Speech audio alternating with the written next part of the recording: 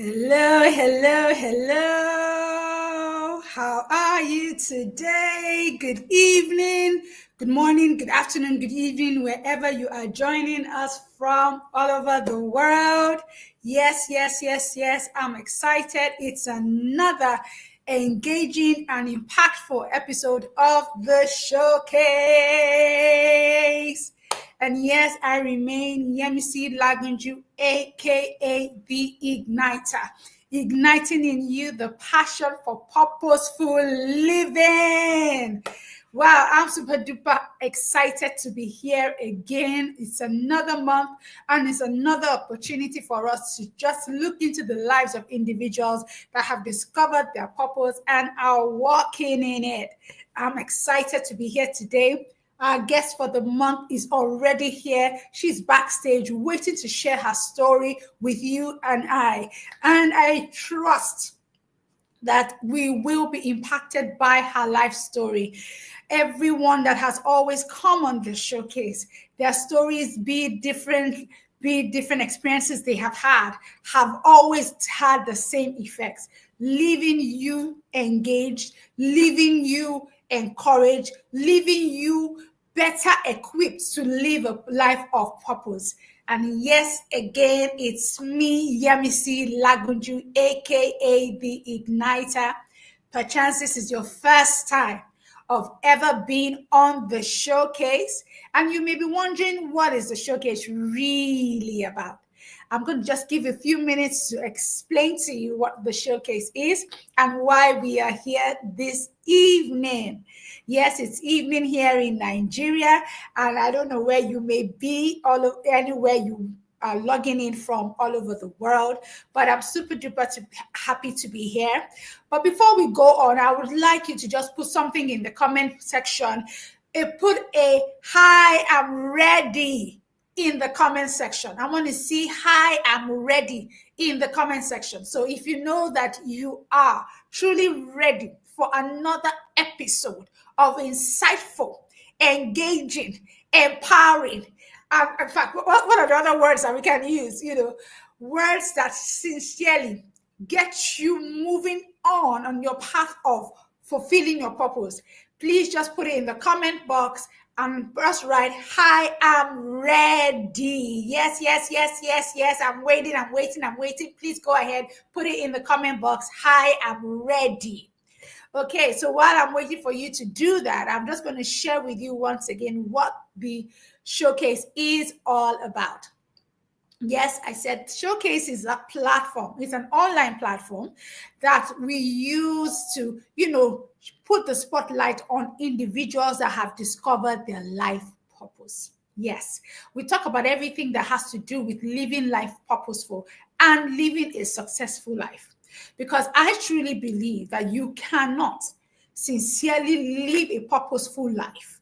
Live a successful life if you have not discovered your purpose and if you're not working in it. To truly attain success, you need to know what your purpose is, and you need to be able to find expressions through which you live out your purpose. That then and only then can real and true success be found. And yes, like I always say, success is relative. What I define as my success is not the same definition of what your success story is. And that is why it's so beautiful that we have, it's dynamic, it's versatile, it's beautiful to see that everyone has their own, success story, has their own purpose, and it makes it just beautiful to see that we are not just like zombies where everybody is doing the same thing and being the same person. Just before we actually started this live broadcast, I was just seeing a caption of the news, and there was this photographer that just died, and I just saw beautiful pictures that this man took, and I was like, wow, This man found his place. He knew that he loved photography. He did everything that had to do, living a life of photography, taking pictures, capturing the moments, capturing the sights, capturing those things that, are not, are so profound. And at times, some of those things are even commonplace things that we see every day all around us. Yet there's something about it, the way he captured it through the lenses. And it's amazing to know that could have just been his own purpose, to just be a photographer, to capture the beauty of everything all around us.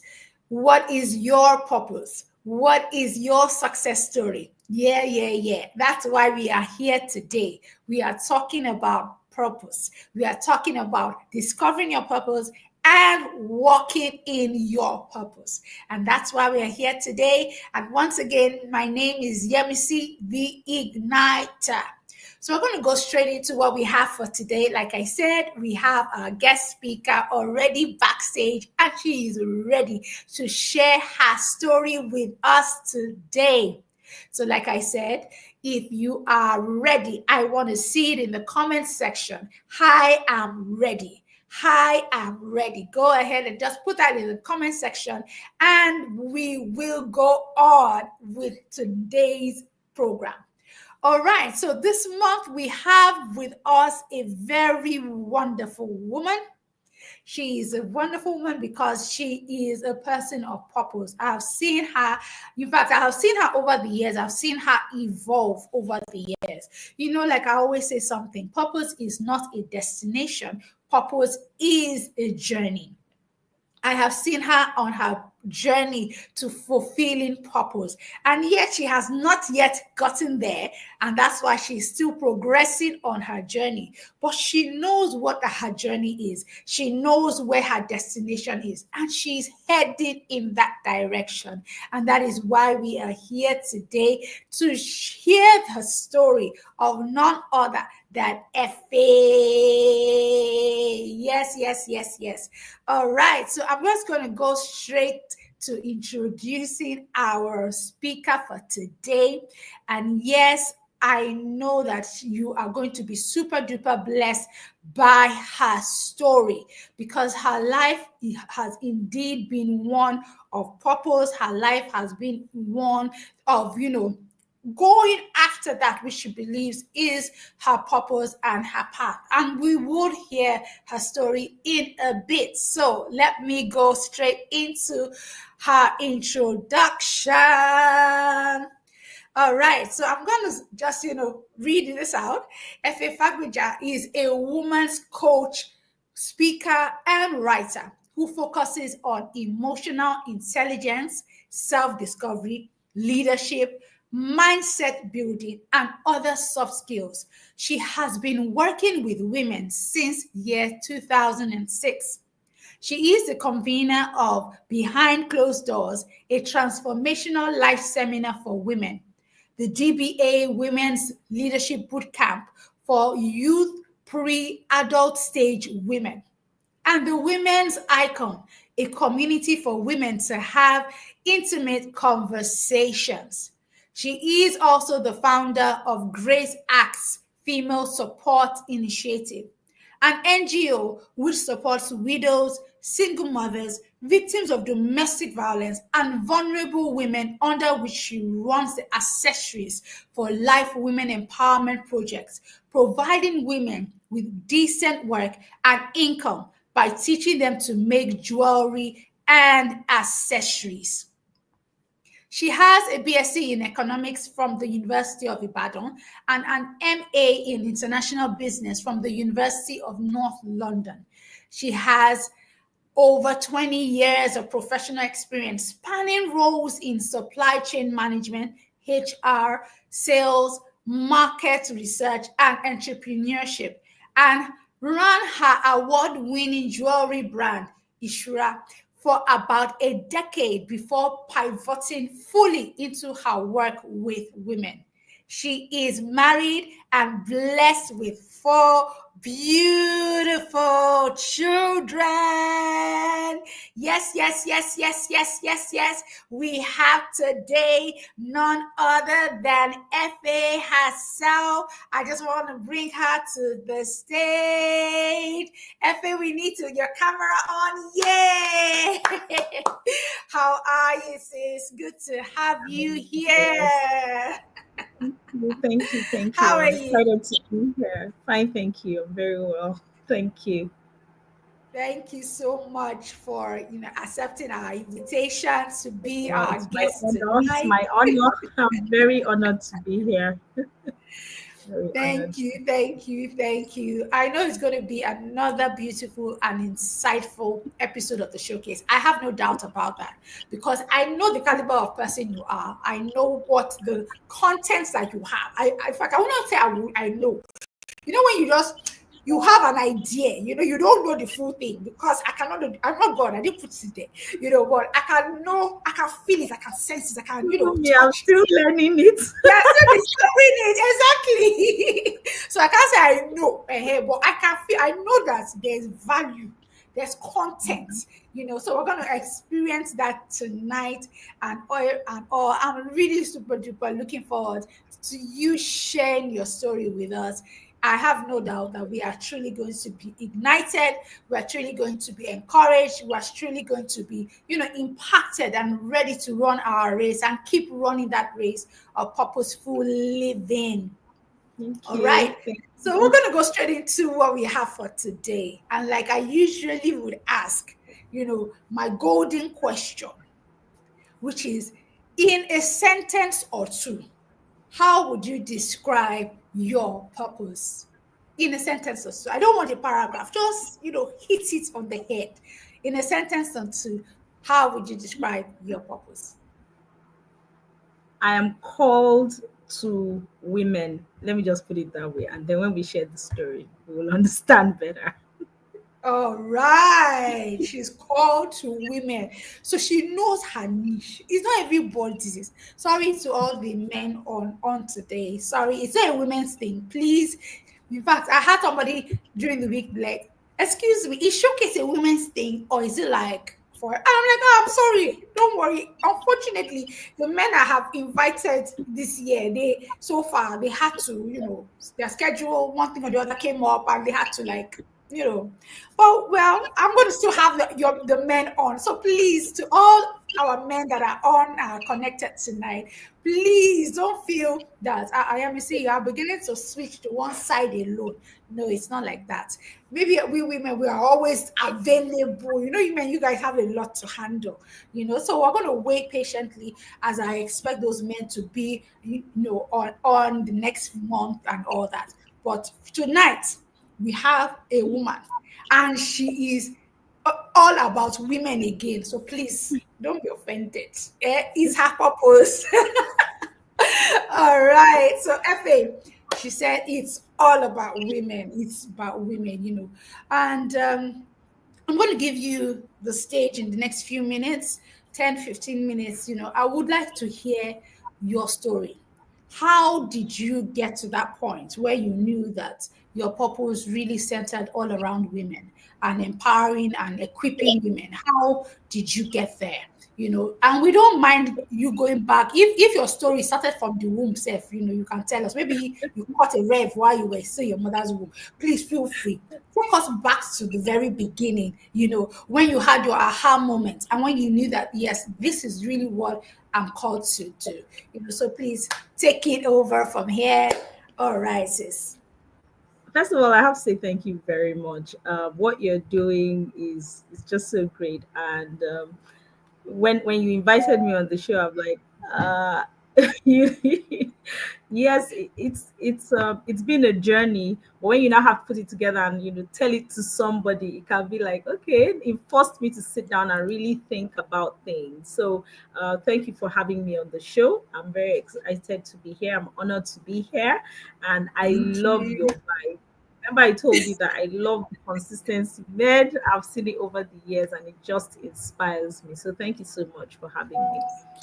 Thank How did I you. know? I was called to women.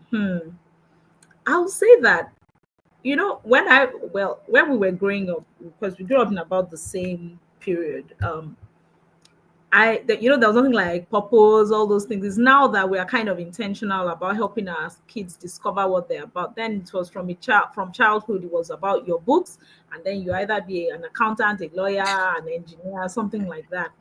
And so I've always been a book person, and I loved reading. So I think early, but one thing was, I had a grandma who was a deaconess in the Baptist church, and she always had all these women come to the house and just come and talk about their lives and, seek counsel from her and all that. And because I was a quiet child, I was always reading a book. So I always had my nose buried in a book in a corner. Nobody just minded me if he's reading her book. But somehow I would be able to listen to the conversations, I would hear what they were saying.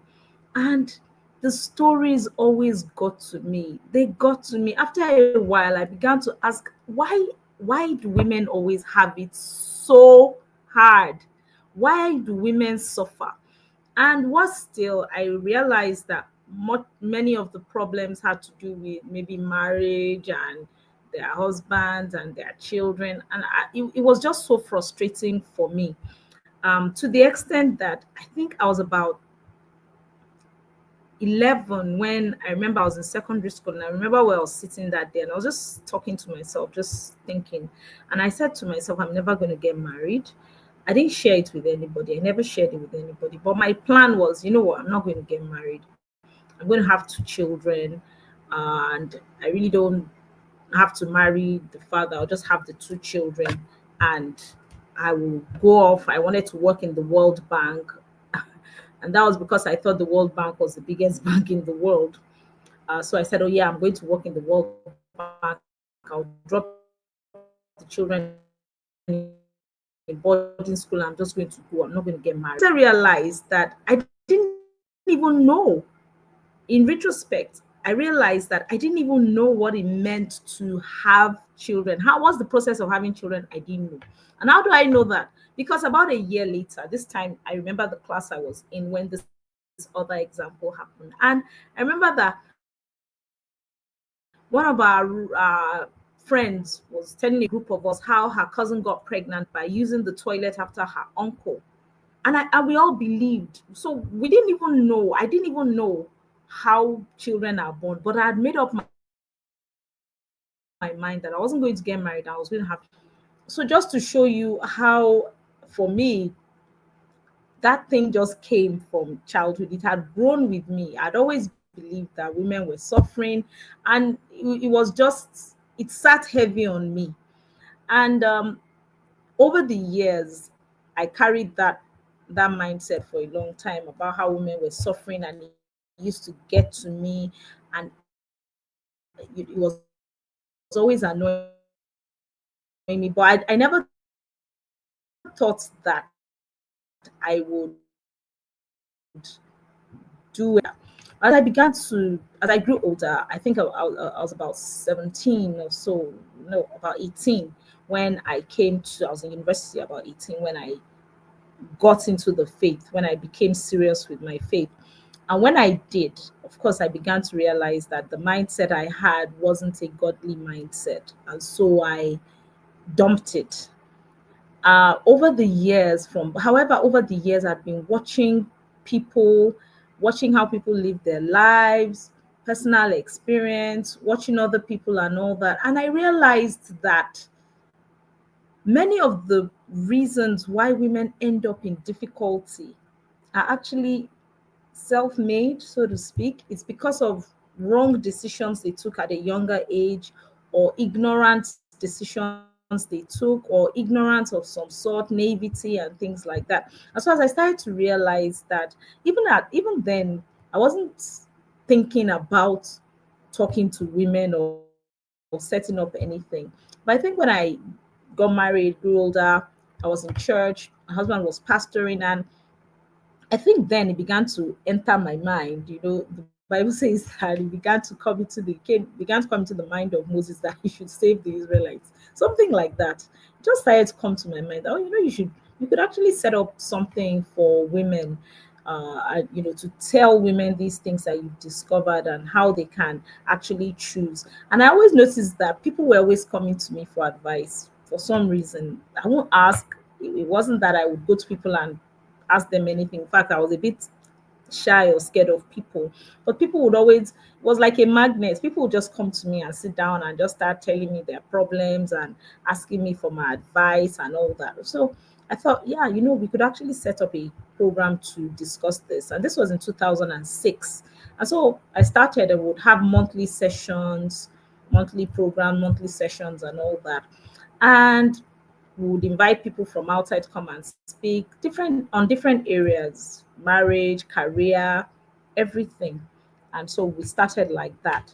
But even at that, I didn't really see it as a purpose thing. I just saw it as something I was doing.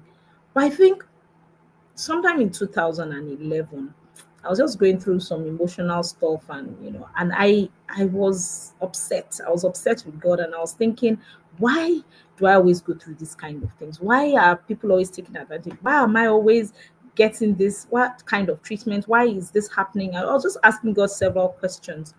And I remember that um right there, I was there in the sitting room with my husband, my kids, everybody, and I was really just getting upset. And I remember God saying to me that time that, but I've always been there. And I thought about it. I thought about the fact that the experiences that I went through at every point in my life, it would be like I had so many near misses, so many stupid things I had done that could have ended badly, so many naive decisions I took and things like that. And I just noticed that. But somehow I never quite fell in. And God showed me, it was as though my life just flashed before me in less than a minute. And God just said to me, I've always been there. Haven't you ever wondered why nothing ever went wrong? It's because I've always been there.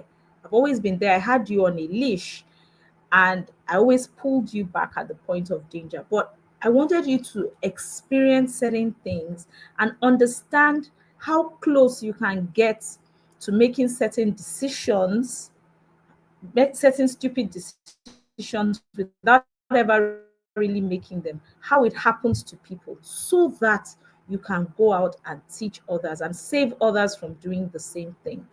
And it was like a light bulb. I was just like, oh wow. That evening, I was just like, oh wow, oh wow, because I never saw it that way.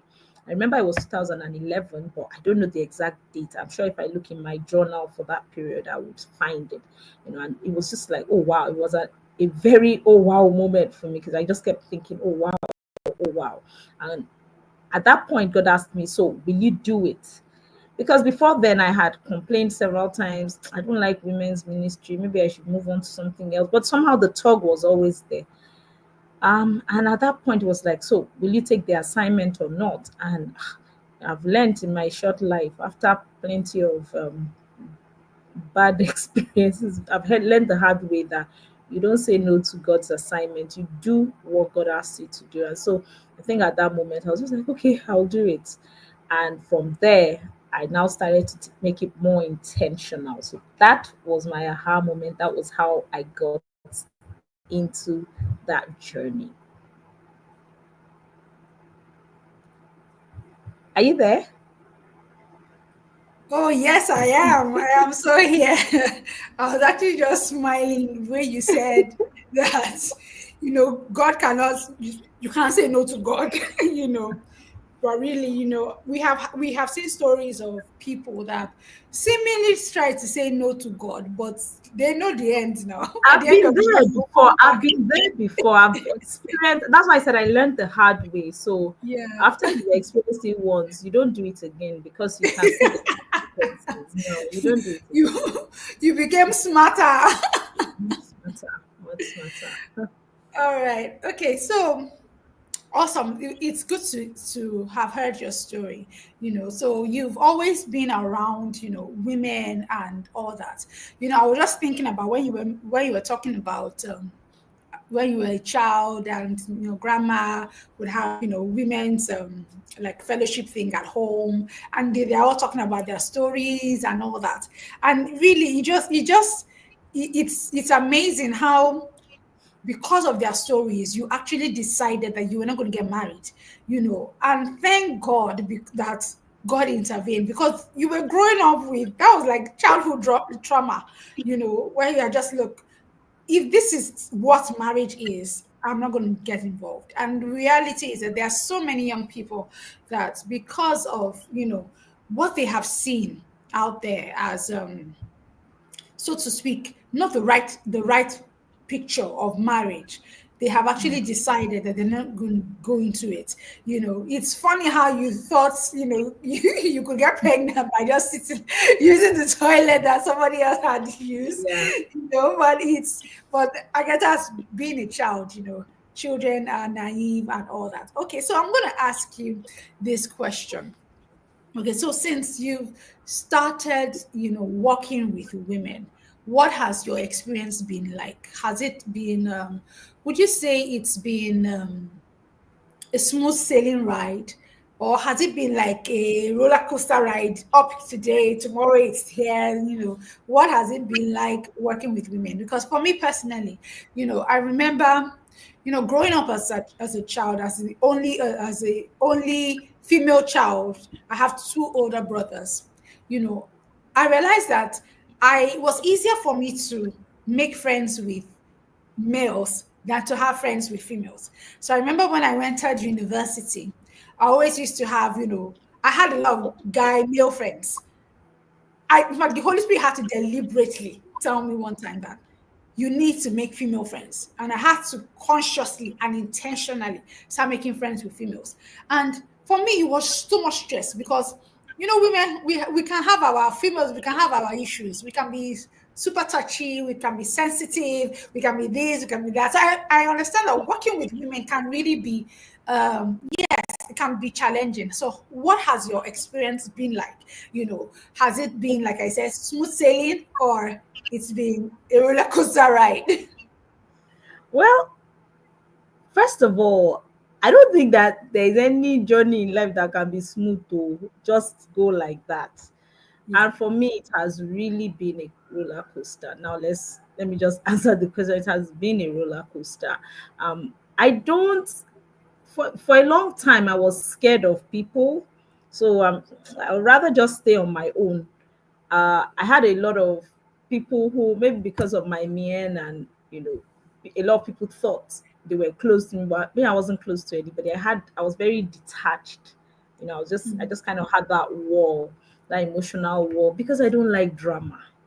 I don't like they said, you said. I just hated it. So I would just, and you deal when you're dealing with people generally, not even male or female, when you're dealing with people, you just find out that things you do can be misunderstood, and when you now have a barrage of them, it can be very, very, it makes me anxious. So I just kind of kept that wall, and I didn't really allow people to get into my space. However, I went to a female school, an all girls school, boarding school. So you learn to deal with women, you see all sorts. So I didn't even really see some of those things as a female thing. I just saw it mm, as a thing, a people thing. Um, but of course, after I also got to the point where, when I was in university, I really liked just having male friends. Male friends were just easy to deal with. I've studied that, but that's not the focus of the discussion today, because I now understand why that happens. You understand? Women are, mm, number one, women are more expressive. Number two, women are, two guys can be friends for many, many years, and they don't even know each other's real names. All they mm, know is, or they don't know each other's surnames. They just know the first name and the nickname, and that's it. They don't know about his family. They don't know anything. But you find women who meet today and they just talk, and once they hit it off, they can be like they've known each other for years. mm, And it's because women tend to form deeper bonds than men. And mm. before you form a deep bond with somebody, at least you want to know who the person is. Who are Yeah. they? you want to have an idea about them. So it looks like they're sizing you up. It looks like they're more sensitive. It looks like because they're actually forming deeper relationships. Guys don't need deep, there's just surface. So you don't have to explain anything. So that's the thing about that. But for women, in fact, there was a time I was saying, Lord, I don't think I kept running from it until that was all before that time when God actually said, "This is what I need you to do. This is why I'm taking you through all these experiences." Before that time, I so many times I was like, I beg, let me just leave this women's thing. You know, somebody will complain about this, another person will complain about the exact opposite. Somebody complained that, oh, you poke nose into people's issues too much. Somebody else will say, ah, you don't You're not ask enough concerned. about people, you are not concerned about people. I'll be like, so which one should I do now? Lord, I'm tired. I'm fed up. You know, I can just sit in my house and be going to work and coming back. I don't have to do all this, you know, I'm okay. And so there were, you know, when you are in denial, you keep like, no, this is not a ministry, it's just something I'm doing. I just kept denying until that day when God said it to me.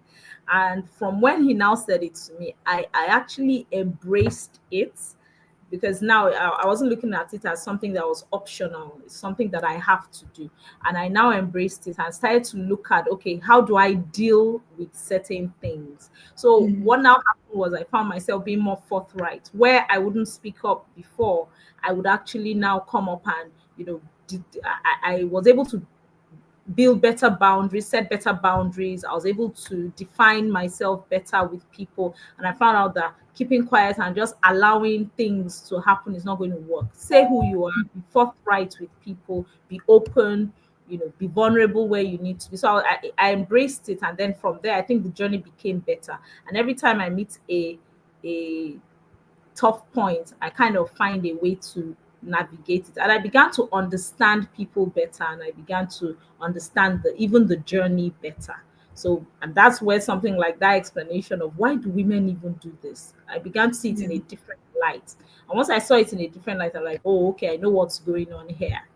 You know, and I'm better able to advise people when they're in that situation. Well, that's it's a problem a lot of young ladies face. They'll come in Yeah, and yeah, just, oh, when I came into church, nobody was greeting me, nobody was talking to me. They were all looking at me somehow. And I'm like, Madam, nobody was looking at you anyhow. You too, did you smile? They frowned. Hey, nobody was looking at you. It just looked like that, you know. yeah, So yeah, yes, yeah, yeah, yeah. You're really so right, about it. That because I guess men are just wired that way, and women are wired differently. And really, when we want to, get close to somebody, we really want to get close, and we open up everything. We don't, no holding back. And at times, we are not sensitive enough to know who to really open up to. And at the end of the exactly. day, so those issues come up. So I really understand what you're saying. Okay, so I'm going to ask you this, because I can see that from your explanation. I see that there's growth that has taken place personally. It's been a growth journey for you. Okay, so now what I really would like to know, like today's theme, this month theme is purpose driven living. Okay. So on a day-to-day basis, how would you define for you as an individual, what is purpose living like for you? And that's like, in how do you find expression for what your purpose is on a day-to-day basis? What are you doing? How did you find that expression? How was it has it been challenging, and what are the things that you still want to go ahead to do in finding expression of purposeful driven life? I don't know if you get my question. I think I do, and I hope that when I answer it, I'll answer the question that you were asking. But Okay. for me, I think it's been a mental shift, a change in perspective, because the minute I understood what God wanted me to do with my life, what God wanted me to do, what now happened was I began to see myself as an example.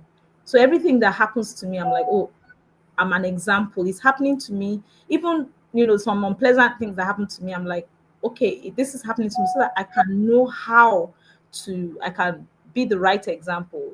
Some things happen and you're just like, why am I going through this? But instead of asking why, I'm like, okay, wow, this is happening. Now I understand. I can now understand people who go through this kind of situation, this kind of circumstance. So it has helped me it made me see myself as an example. And that thing is a mindset. So in my head, it kind of guides my living. And I don't just want to be an external example. I Because I'm accountable to God. I'm accountable. God is going to ask me, I'm going to give account to God of my stewardship. So if I'm just talking and not walking my talk, God knows that. And so I have to be an example inside and outside. So I think that has been the greatest mind shift for me. So everything I do, I imagine that, okay, if I had a mentee or somebody I was talking to, or I was talking to a group of women in this situation, what would I be telling them? And then I ask myself, oh, are you living that? Is that your reality? You're living reality. And then if it's not, I now come back and say, okay, I need to marry my reality with what's really, because hypocrisy is one of the worst kind of uh, I mean the worst character traits that you can find. In fact, what the Bible says concerning teachers, and I consider myself a teacher because I'm supposed to teach women. Yeah. What the Bible says about teachers is that don't be many of you should not be teachers, considering that teachers will get a stricter judgment Yeah. because you are supposed to know better. You are opening your mouth to tell others what to do.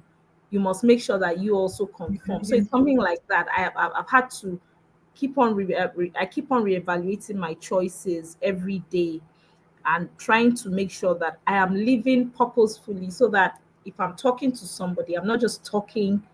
I'm I'm talking about what I have experienced. I'm talking from a place of experience. I'm talking about Okay. what I would do. And that has been tested several times, and of course I'm still growing, but basically that's how it has shaped my everyday living. All right. Thank you for that. Okay, so let me just ask this now. Okay, I had mentioned something about that. Definitely, you have grown over the years. You know, Okay, so when you finally, okay, agreed, okay, this is what I'm called to do. This is what my purpose is. Okay, what did you start doing?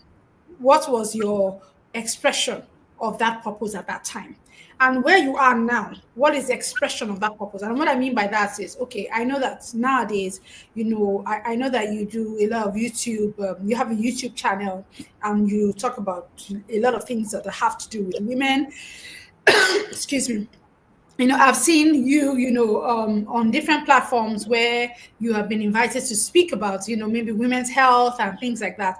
So I'm sure you were not doing all this at the beginning. Okay, so when you started, what was your initial expression and how did you grow to where you are now? So I don't know, do you get that question? Yes, I do. And it's a very deep question. And the reason why is when I started, funny enough, I never saw it as my what I'll be doing fully. I always saw it as my ministry. And for me, the way I had it in mind was like, okay, I didn't see myself as someone that was called. I just saw it as, okay, every Christian has to do the work of the ministry, and this is how God wants me to express my own. So I always saw it as a side thing. It's something I was doing on the side. But what I was doing at that time was, which I had started since 2006. I now started doing it intentionally. I started having monthly programs for women.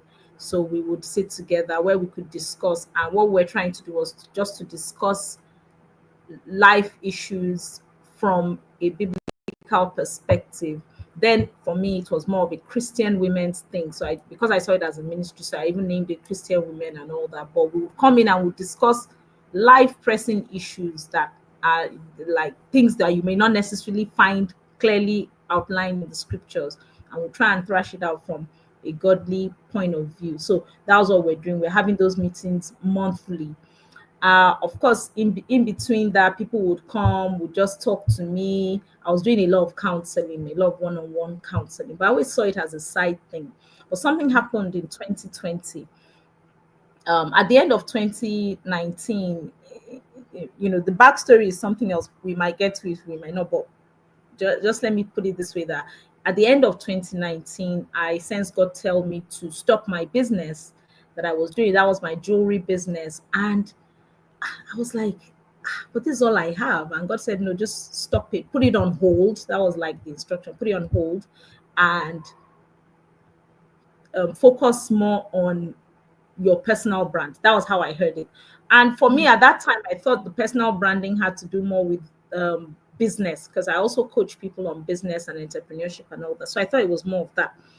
But then in January, so what I now needed to do was to get coached myself in how to build a personal brand and finding purpose. And in that, when I was in that class, that was when I realized that um, it's not about entrepreneurship. The real thing you were born to do was women.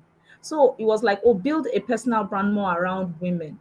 And I was thinking, how do I marry this with entrepreneurship and my business and all that? And God did not tell me that stop your business. He said put it on hold. And so I thought, okay, I'm just putting it on hold. And guess what?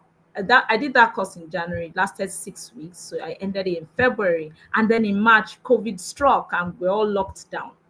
So I was very grateful first that I answered Obey God. I was like, what if I was still trying to make jewelry? Nobody's buying jewelry in COVID. So from then in that year, what I started to do was, and I still didn't get it right in the sense that I thought, okay, I just got into the coaching space. So in 2020, I got into the coaching space, trying to build an online coaching system. All this, personal branding, coaching system, and all that, getting people to pay for stuff. And throughout 2020, that was when I really went into doing Instagram lives every week, going live every week, creating my Instagram page, doing a lot of things like that. I set up, that was when I started behind closed doors. It was virtual. The first two were virtual. We started the leadership academy. It was also virtual. So we had I think we had two cohorts that year or something. We did that. And so that was when I started a lot of things. I did a lot of courses on how to, learn your voice and, things like, because that was when I really started getting into becoming a speaker and all that. So, but by the end of the year, I was just like, this thing is not working. As in, I'm not earning any money from it. I'm not making money. I've been doing it and people are calling and giving me praise. Of course, I had one or two coaching clients pay, but it's not consistent. It's just not making sense. I was frustrated. So I went back to God and I prayed about it, and I was like, Lord, this thing isn't working. What that was in 2021. What do you want me to do? I'm tired. How this thing isn't working. You said I should drop my business, and I just got the thing of, okay, continue. I moved cities. I moved from Oshobo to Ibadan. And when I moved, I got into another business. But that tug, I feel I was getting too absorbed by the business. And I still kept having that tug that, no, no, no. You are getting too caught up in this business thing. I need you to free yourself so that you can focus. But it was not until 2022 January, January, that God now expressly said to me that I want you to do this full time, free ministry. I was like, I was like, oh my gosh, I was just like, wow. Me, I'm not a full-time minister or beg. Me, I'm a worker. I like business, this is not my thing. How am I going to eat? How am I going to, and God, I just had that conversation with God, and it was really funny because it was as though God was saying to me, are you hungry? Have you not been eating since, all those kind of things? I'm just like, what is all this now? What? But I've been doing this since 2006. Why didn't you say since then that it's full time you want me to? And it was more like, would you have listened? Would you have listened? You were too absorbed in what you were doing, So I had to painfully acknowledge that, nah, I wouldn't have listened. I wasn't in that space at all. But now, with the journey I have walked, I was more open to God, and so since then, I I stopped advertising my business, stopped doing anything, and I've focused. If you ask me what I do for a living, this is what I will tell you. Of course, there are things I do back end, but I don't really talk about them. This is what I do. And so I've thrown myself more into it. In that period, I've written books. I've written 3 books. I've published the book. I've written 4, but I published the women's. I published the women's books that were 3. I actually wrote one in COVID, but I now put them together, fleshed them out. The 3 of them, I did them as one volume, and I put them together in one volume, and I've actually published it as a physical book. I've been more intentional about the programs we have behind closed doors every year. We have the DBA leadership. I've resumed the DBA leadership academy this year. That was when I became very intentional about posting on YouTube, doing the videos. So I went to learn about that. Just really just applying myself to it. So it's my daily job. I'm either writing something. I write a lot of content, just creating content. My mind is now I'm more in the one to many space. And what that means is I want to be public more than doing one on one counseling. So that has evolved as well, because when you're doing one on one counseling, it absorbs you and you don't have enough time to talk. How many people can you talk to if you're doing one on one? Helping one person fix their problems can take you a Yeah. year. Seriously, it can take you a year. And I'm not getting paid for it. So I have to be very prudent with my time. So I found out that speaking one to many, a lot of things can be resolved if you Yeah. speak. It's like pitching. If you speak and let out the videos, let people send people to your videos, let them go and listen.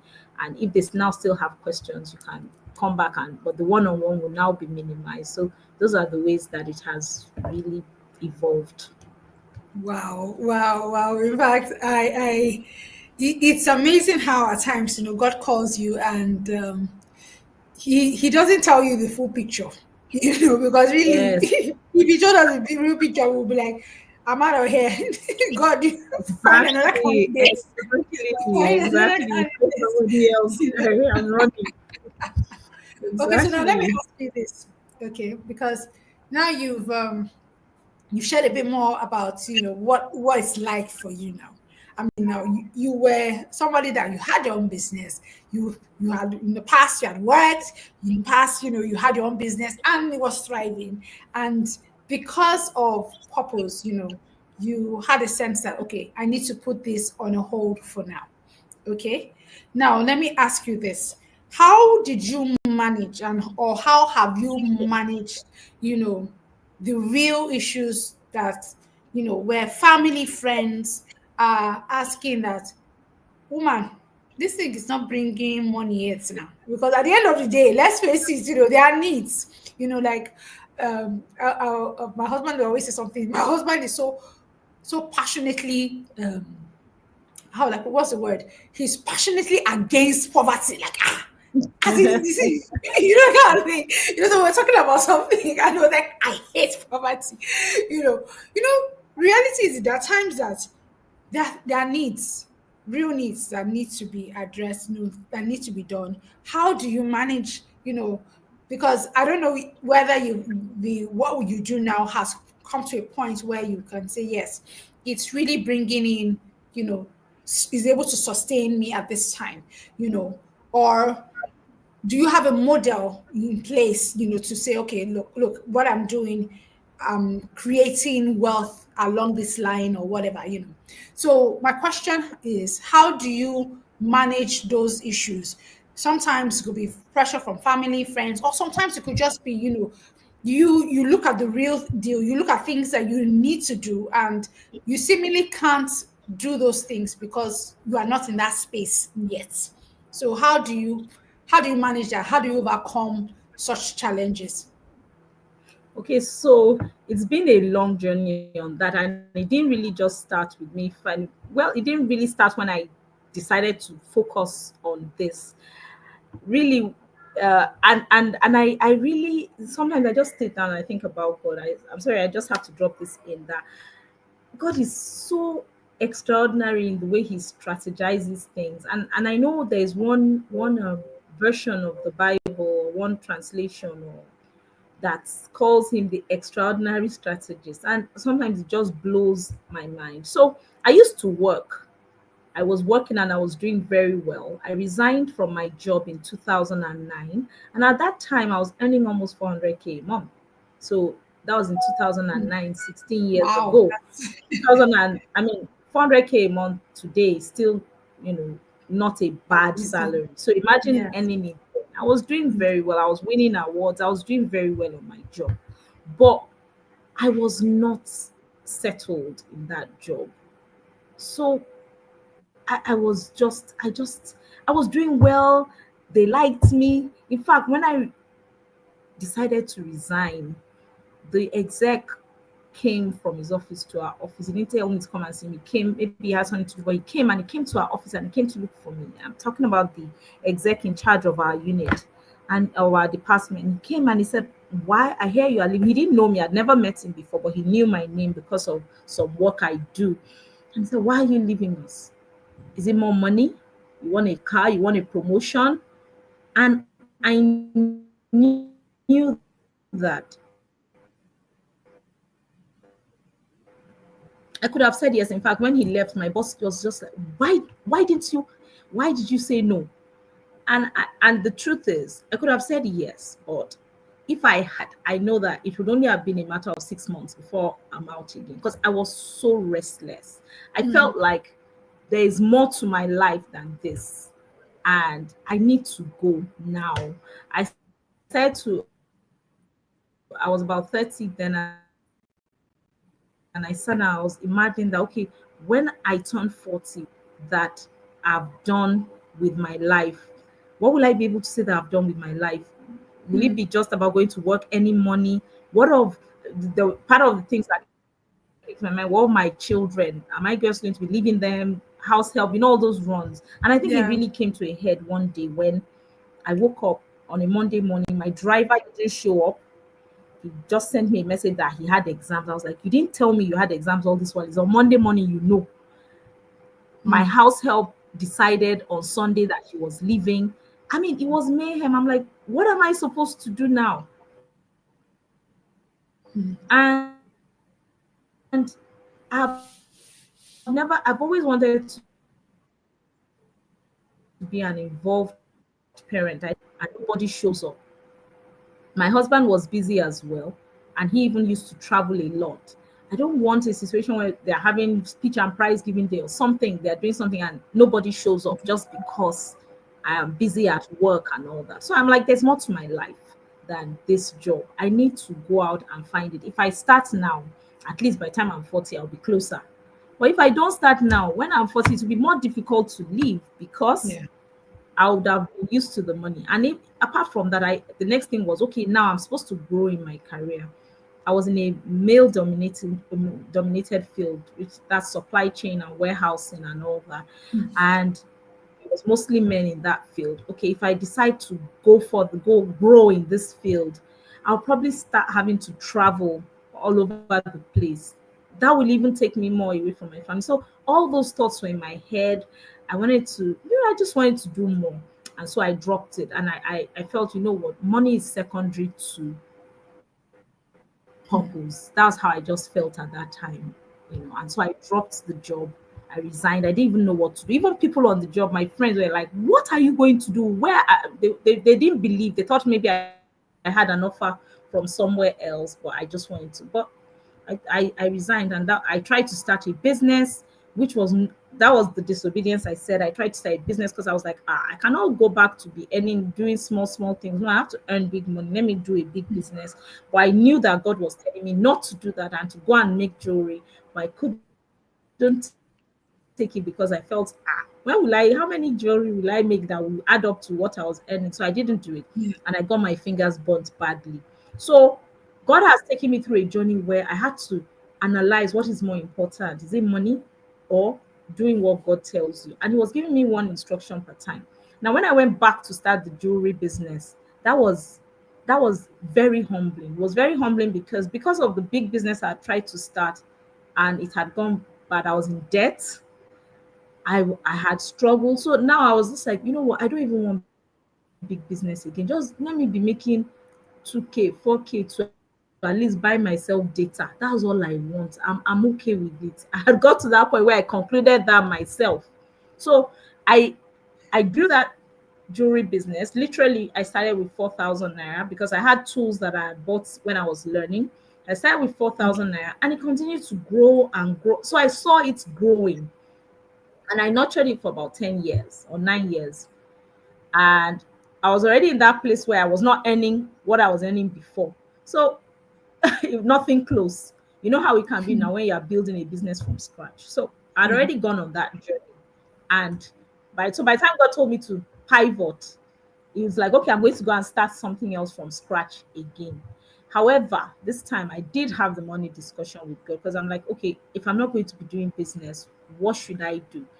Yeah. And I had that discussion with God, and I can tell you categorically that since 2022, when I did have that discussion, I said, okay, Lord, how do you want me to do it? What am I going to do? And God said to me to stop advertising the business and just depend on Him. And that same business I was doing that God told me to stop advertising, people just come to me and they're like, do you do this? I heard you do this. Yeah. And I just I earn commissions easily without doing anything.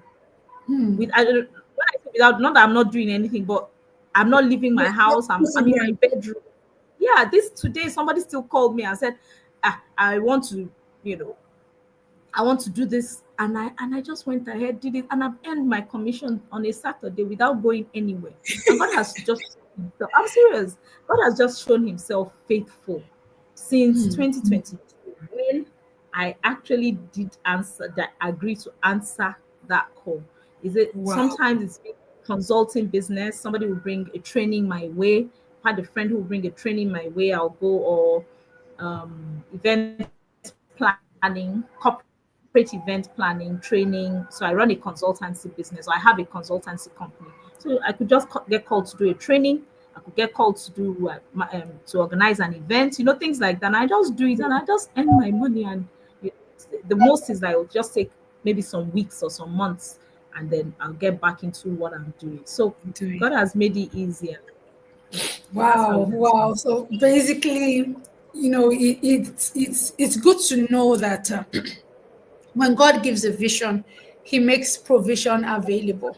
Because Yeah. that's one of the things that a lot of people struggle with. When it comes to actually living out their purpose, as in to head out in the path of purpose. Because the concern is, oh, I would leave this that is seemingly stable Lucrative. for something that Mm. I don't know how it's going to play out. But Yeah. there's always something, like I could really relate to how you felt when you were at work. How you just felt there was more to you. There was just this thing that just didn't settle. Because I actually felt like that even when I was at work. For I think that was like 2010 thereabout. I just felt so uneasy. That kind of thing that Sunday Sunday evening, there's already this cloud of sadness over me. And my mom was like, why are you so what is Monday like Sunday? You're already I'm like, I don't know, I'm not looking forward to work. And he's like, I don't understand you. Mondays were like my worst days. Fridays were like, yay, I'm going to go home. I'm going to be, you know. But really, it was just because I wasn't in my space. That wasn't what I was supposed to be doing at that time.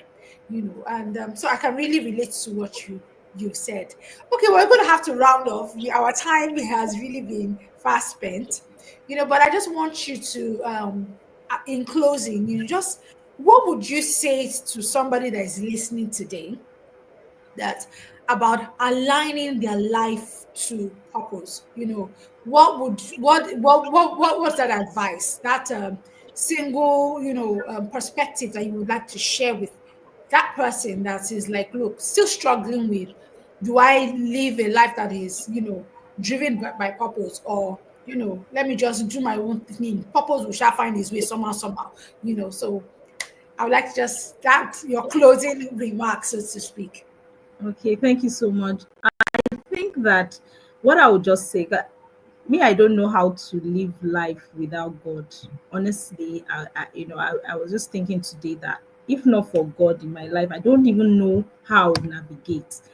And one thing I painfully realized about maybe a couple of years back was the fact that I had never ever really just I was obeying God part time.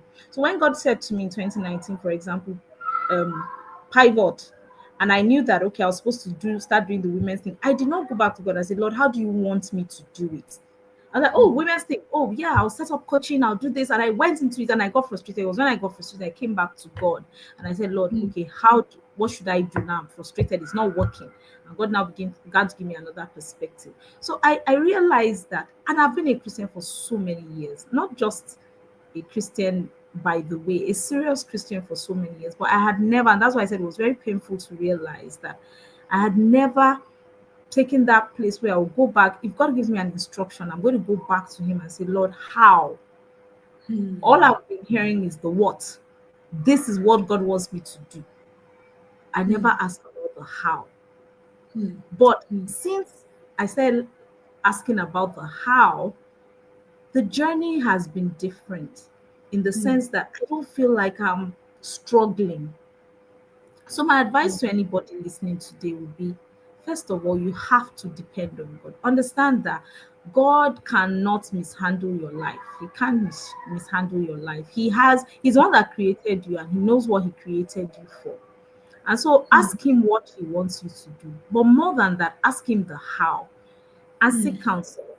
I remember going to a friend who is in ministry and far and is a man, because I always try to compare myself with men that okay, I'm living in pubs, I'm a woman, I can still say my husband will sort out the finances. What of men who are doing? So I went to my friend and I asked him, how do you sort out finances and money? And what he said to me, he said, you have to have that discussion with God. He's the only one that can settle it for you. So that was the missing piece of the puzzle that just fitted everything. Don't think that when God tells you to go into ministry, it's because he wants you to starve. No, no. He has everything figured out. Just ask him for the how. And when you meet any roadblock, go back and say, Lord, how do I settle this? And since I learned that to do it consistently, my journey has been much easier, much smoother. Not that it's without challenges, but it's been much easier. And I think that's the long and short of it. Wow. Wow, thank you so much for that. It's the honest truth is that we head out on a journey of fulfilling purpose does not mean that that journey does not come along with its challenges. But the honest truth is that those challenges, when they do come, it is actually an opportunity for us to grow and become better. Because when we cross over Yeah, at the end of that challenge, we would have seen how we have grown, we would have seen how we have become a better person. And because of yeah, that experience, we're able to be a better, more of a blessing to even others that are walking that same road with us, or walking that same road. So it's really going to be, at the end of the day, it's really really a win-win at the end of the day. Challenges will come, so let's not dispute that. Challenges will come even when you are walking the walk of purpose. But it's easier when you actually hear from the one that is leading you on that journey, and you ask that, which step do you want me to take? And he's able to say, do it this way, do it that way, because he is the one that knows where he has made the provisions available, where he has made, that next miracle available on your yeah, journey. So why not yeah, just you to him completely to help you yeah. with that? Okay, we're going to have to round off now. Thank you so much, Fa, for your insightful and sincerely, I love your story, because I know that a lot of people can actually resonate with your story. Some have walked how far you have walked, and have known that yes, they have literally have had to yield themselves to God completely. And yeah, some are still struggling that, no, God, it's me and you are still wrestling like Jacob and the angel kept on wrestling until when you get to the point where you know that, look, oh, more, I cannot win this wrestle. It's not possible. So thank you so much. Please, can we just put, Yes. show some love to FA? Just put it in the comment section, put the fire emoji, put, oh, thank you for that impactful, whatever. Just put something in the comment section. Let us know that, yes, you have been ignited, you have been impacted, you have been set on fire to walk on this journey of purpose. Go ahead. Please put it in the comment section. Let's Thank encourage you. FA. Her story has truly, truly been a story of purpose, a story of, true purpose where you find, um, it's tangible. It's something that you can truly, truly relate to and relate with. Thank you so much for that. Thank you So, so FA, much. I'm going Thank you. to, what's the word? I'm going to put you at the back right now while we round off. Thank you so much for your time. Thank Thank you you for for having me. everything. Thank you. Thank you. Really, thank you. So thank you. I really appreciate you. God bless you. Thank Real you, good. everyone. Thank you. Thank All right. you. Yeah, I'm seeing the fire emojis. I'm seeing the FA. Thank you. Thank you. Thank Thank you, you. everyone. Thank Truly you. been a blessing. Thank you. All right. Thank you to everyone for being here tonight. Thank you for your time. Thank you for being here again. I can see my people. I can see Christy. Thank you, Christy. I can see Ronke. I can see Joke. Thank you so much to all my sisters, to all my people, and to as many of you that you probably are not able to catch the live broadcast, but you will be watching the replay. Please go ahead and put it in the comment section what you learned, what you got, what impact the story that FA shared with us has made in your life. I will tell you one thing: purpose driven living there's nothing like it. That's just the honest truth. There's nothing like living a life of purpose, because when you do, that's when true fulfillment comes. That's when true peace. You are at peace with yourself. And guess what? Growth comes. We can see how Effie has shared her story, and we can see how she has grown from one season to another season. And guess what? The journey is not even yet over. She doesn't even know where God is taking her to on this journey, but she will look back and be like, wow, thank God I took this step. So, to everyone, thank you so much for being here tonight. Thank you, everyone.